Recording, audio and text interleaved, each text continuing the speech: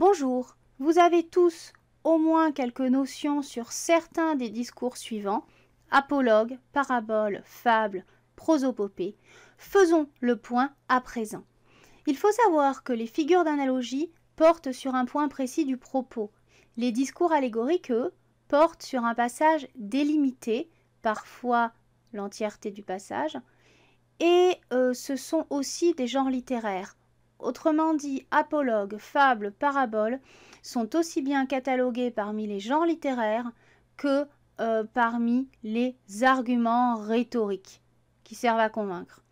Donc ce sont des genres littéraires. Donc quand on dit genre littéraire, ça veut dire roman, théâtre, poésie. On a les catégories aussi, paraboles, fables, etc. Et donc ce sont des genres littéraires dont la forme et l'utilisation d'une figure de style rhétorique les identifiant en tant que telle et qui leur est propre. Autrement dit, dans un genre littéraire fable, on va utiliser l'argument rhétorique, le procédé rhétorique, fable. Voilà. Mais c'est à la fois un genre littéraire et un argument rhétorique.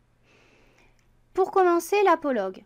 C'est un court récit narratif qui a un but argumentatif, illustrant une idée dont on tire une morale ou un enseignement, que cette morale ou cet enseignement soit religieux ou non. On distingue donc deux formes principales d'apologue. On a la fable et on a la parabole. La prosopopée est une personnification effectuant un discours qui est souvent monologué et qui peut donc aussi interagir avec le narrateur. Dans l'acception commune, cette personnification concerne un personnage mort, mais elle peut s'étendre à tout personnage absent, concept ou idée. Certains auteurs restreignent la prosopopée à sa part de personnification. Elle est alors réduite à son aspect anthropomorphique, oubliant l'aspect discursif de la figure, c'est-à-dire l'aspect du discours.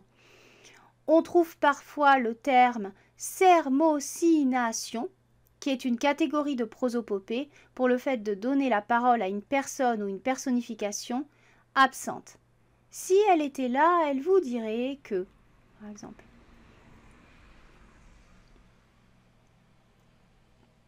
Contrairement à l'apologue, l'aspect argumentatif n'est pas obligatoirement présent au sein de la prosopopée et le discours peut se limiter à un aspect poétique.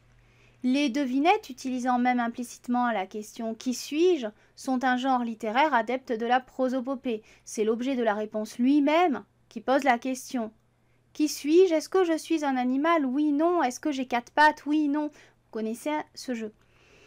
Lorsque le narrateur n'est pas celui qui effectue le discours, mais qu'il donne la parole à quelqu'un ou à quelque chose, qui ne devrait logiquement pas l'avoir dans ce contexte, alors on est face à une prosopopée ou un apologue.